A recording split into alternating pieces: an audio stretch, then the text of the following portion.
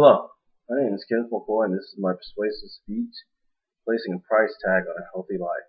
Now before I get started, I want to pose a question to my audience. How much would you pay for a healthy life? How much would you pay for your family members' healthy lives? How about that of your friends?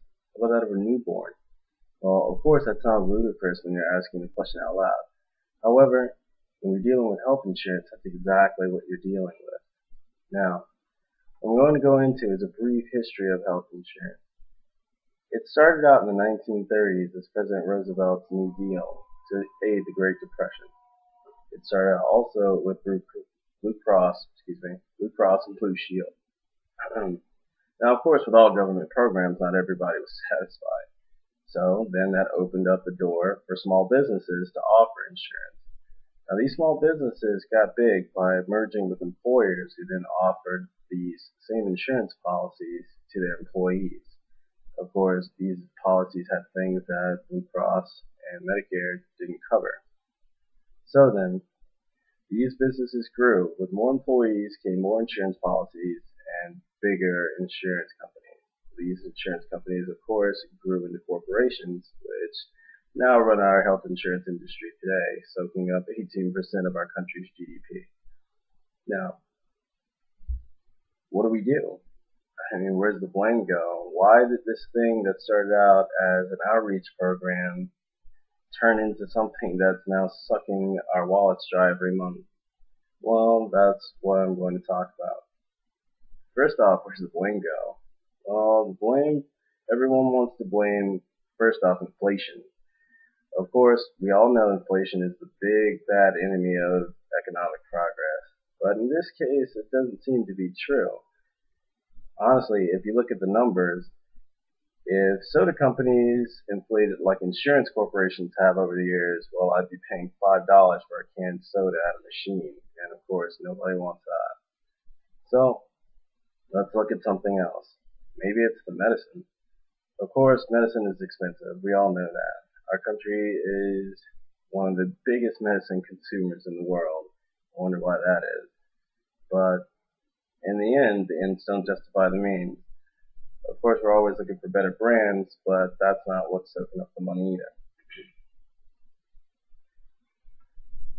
We next would probably look at the doctors. It's all the doctor's fault. All these costly operations and doctor visits and more money, more money, more money. Well, it's not exactly the doctor's fault either. If you look at recent happenings, they're kind of victims in this too. Last year in Chicago, 11 doctors and pharmacists were put behind bars for insurance fraud. They were writing prescriptions for patients and forging insurance documents for patients who didn't have insurance. Now, they were helping people try to get by this crazy, crazy wall that we call health insurance. And they got put away for it, of course. Well, think about it. How much do doctors pay? They probably pay out of their nose, but how much do they actually pay for malpractice insurance? How much does the hospital actually pay for insurance for all the medicines that they buy? They're victims in this too, and they're getting sucked dry just like we are. So where does the blame go now? The government. Everybody wants to blame Big Brother for something. Well, the government's trying as hard as they can, well, as hard as we let them. But I know we've all heard about the health insurance bill that's come up recently. It's just started out, and I believe it takes effect this year. And one of the parts of that plan is $940 billion being cut off over the next 10 years on government spending on health insurance. Now, how are we going to pay for that, you wonder, with the economy of the state that it's in? Well, it starts out with a payroll tax on all earned and unearned income for 2012 to 2022. And we'll be seeing the effects of that over the years. Now, we've covered the government, but we still haven't covered where the blame goes just yet. We pointed the finger at just about everybody, from doctors and medicine to the insurance corporations themselves to the government. But who we haven't talked about is ourselves, the consumer. As a consumer, we're responsible for the premiums that we pay, for the decisions that the government makes on healthcare, to our very own health that affects healthcare in many different ways. We as Americans gorge ourselves on fast food. We sit in front of the TV and we babysit our kids with the TV. So I mean, it's no wonder that we're unhealthy or that we're needing all this medical attention or all these brand name medicines. Now, of course, there are a couple ways that we could solve this health insurance problem.